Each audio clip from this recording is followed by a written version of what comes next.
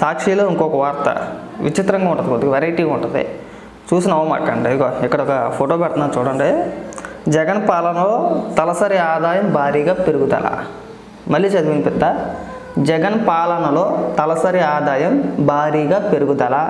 గత 5 ఏళ్లలో 88,000 పెరిగిన రాష్ట్ర తలసరి ఆదాయం అని చెప్పేసి ఒక వార్త రాసుకొచ్చారు. సరే, రీజన్ ఏంటా అని చెప్పేసి పూర్తి వార్త చదివితే వాళ్ళు ఏమని రాసుకొచ్చారంటే, జగన్మోహన్ రెడ్డి ప్రజలందరికీ సంక్షేమ పథకాల ద్వారా డబ్బులు పనిచేశాడు, తద్వారా తలసరి ఆదాయం పెరిగింది అని ఈ వార్త రాసుకొచ్చాడు. నాకు అనిపించింది వీళ్ళు మనుషులు కాదు, వీళ్ళ కార్యకర్తలనే రాష్ట్ర ప్రజల్లో ఇంకా గొర్రెలుగానే చూస్తున్నారు. ఏమాత్రం తెలివితేటలు లేవు, ఉండవు, తెలివి తక్కువ దద్దమ్మలుగానే పరిగణలోకి తీసుకున్నారు. కడుపుకు అన్నం తినే ఎదవడైనా కానీ ఇలాంటి వార్తలు రాస్తాడా? నువ్వు ఇచ్చే సంక్షేమ పథకాల ద్వారాగా రాష్ట్ర తలసరి ఆదాయం పెరిగిందా? ఎవడన్నా నమ్ముతాడా? ఏ రాష్ట్ర ప్రభుత్వం అయినా ఇప్పటి వరకు ఇలా డిక్లేర్ చేసిందా? ఇలా చెప్పుకుందా? ఏ రాజకీయ పార్టీ నాయకుడైనా, ఏ మాజీ ముఖ్యమంత్రి అయినా, ఏ ముఖ్యమంత్రి అయినా సరే నేను సంక్షేమ పథకాలు ఇచ్చేసాను, తద్వారా రాష్ట్ర తలసరి ఆదాయం పెరిగింది అని ఎవడన్నా చెప్పుకుంటాడా? కానీ వీడు చెప్పుకుంటాడు. అదొక దరిద్రం అన్నమాట. తలసరి ఆదాయం ఎలా పెరుగుతాయా? ఏ విధంగా పెరుగుద్ది? ఈ తెలంగాణ ఎన్నికలకు అనుకుంటా, ఎన్నికల ముందు అనుకుంటా, కేటీఆర్ గారు ఒక ప్రెస్ మీట్ పెట్టారు ఈ తలసరి ఆదాయాల గురించే. దాదాపు తెలంగాణ రాష్ట్ర తలసరి ఆదాయం 3,20,000 అంత ఉంది. సో ఆయన చెప్పుకొచ్చాడు, ఏమని చెప్పుకొచ్చాడు?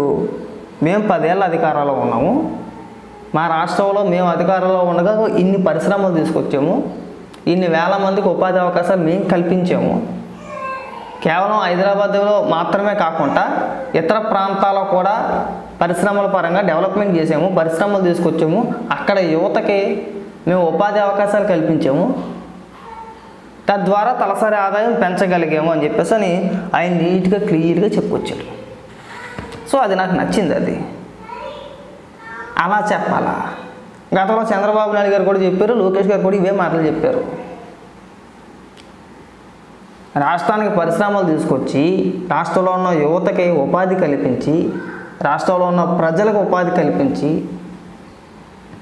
వాళ్ళ తలసరి ఆదాయం నేను పెంచాను అంటే జనాలు నమ్ముతారు. నేను కాదనట్లా, ప్రజలు నమ్ముతారు. అలాగా అందరి పొట్టా కొట్టేసి, నిరుద్యోగులకు ఉపాధి అవకాశాలు లేకుండా చేసేసి, ఇసుక ఆపేసి, భవన నిర్మాణ కూలీల్ని రోడ్డుని పడేసి, వ్యవస్థలన్నింటినీ నాశనం చేసేసి, నువ్వు సంవత్సరానికి 15,000 రూపాయలు ఇచ్చేసి నీ తలసరి ఆదాయాన్ని నేను పెంచేసానంటే చెప్పించి కొడతారు. ఏమైనా బుర్రన పని చేస్తుందా? పైగా దానికి పోలిక చంద్రబాబు నాయుడు గారి కంటే 20,000 రూపాయలు ఎక్కువే. చంద్రబాబు నాయుడు గారి హయాంలో 60,000 రూపాయలు పెరిగింది, మా హయాంలో 80,000 రూపాయలు పెరిగింది.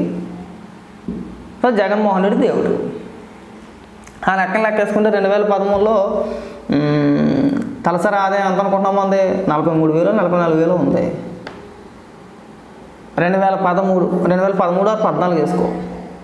చంద్రబాబు నాయుడు గారు దిగిపోయే నాటికి 1,56,000, 1,57,000 నువ్వు వేసావు కదా. ఇప్పుడు అమౌంట్ ఎంత పెరిగింది? ఆ లెక్కన 1,00,000 పైన పెరిగింది.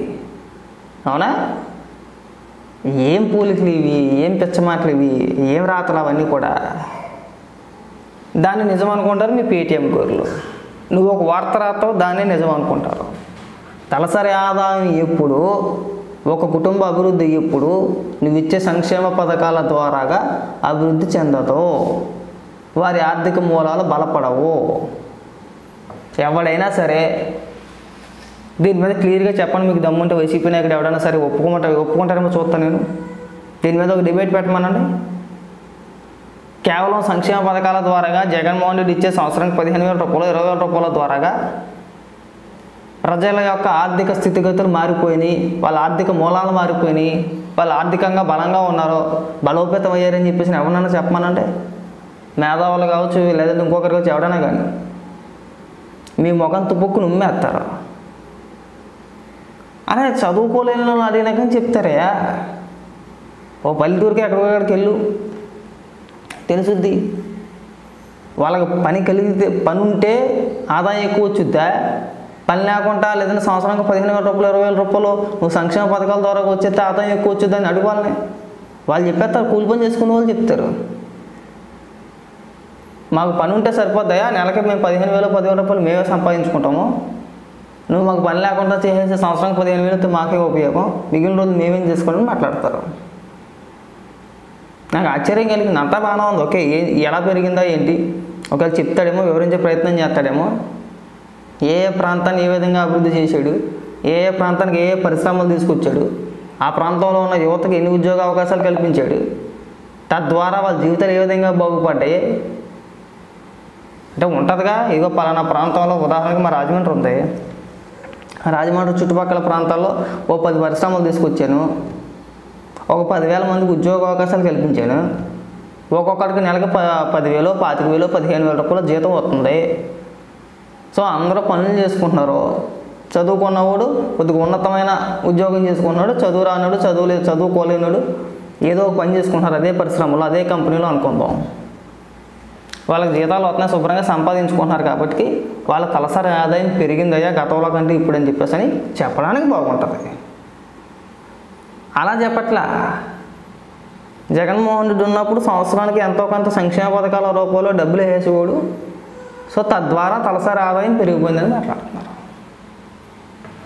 దయచేసి నేను ఏమంటున్నానంటే ప్రజలను గొర్రెలు చేయొద్దు, మీ కార్యకర్తలను గొర్రెలు చేయొద్దు, ఉన్న వాస్తవాలు చెప్పండి, ఉన్నది ఉన్నట్టుగా చెప్పండి. అంతే తప్పితే సంక్షేమ పథకాలకి తలసరి ఆదాయానికి ముడిట్టేసి జగన్మోహన్ రెడ్డి పథకాలు ఇచ్చాడు కాబట్టి తలసరి ఆదాయం పెరిగిందంటే ఇంకా కొంతమంది గొర్రెలు ఉన్నారు, కొండ గొర్రెలు. జగన్మోహన్ రెడ్డి ఏది చెబితే అది నమ్మే వ్యక్తులు, సాక్షి ఏది రాస్తే అది నమ్మే వ్యక్తులు ఇంకా కొంతమంది గొర్రెలు ఉన్నారు. 20% 30% ఉంటారు.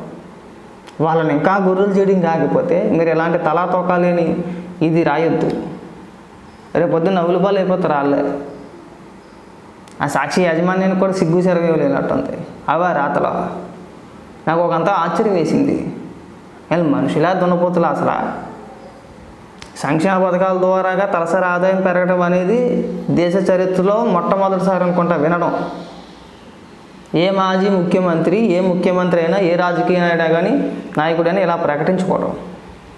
మేము అధికారంలో ఉన్నప్పుడు సంక్షేమ పథకాలు ఇచ్చాము, తద్వారా తలసరి ఆదాయం పెరిగిందని ఈవిడి చెప్పడం. రాష్ట్రాన్ని అభివృద్ధి పథంలో నడిపించాము, పరిశ్రమలు తీసుకొచ్చాము, రాష్ట్ర అభివృద్ధి బాగుంది, డెవలప్మెంట్ పరంగా అన్ని రాష్ట్రాల కంటే మా రాష్ట్రం కొద్దిగా ఎక్కువగా ఉంది, ఎక్కువగా అభివృద్ధి చెందింది. రాష్ట్రంలో ప్రజలందరికీ కూడా ఉపాధి పుష్కలంగా దొరికింది. తద్వారా సంపాదించుకున్నారు, తద్వారా తలసరి ఆదాయం పెరిగింది అని చెప్పుకుంటారు తప్పితే మొత్తం అన్నీ సర్వనాశనం చేసేసి అందరినీ రోడ్డు మీద పడేసి సంవత్సరానికి 15,000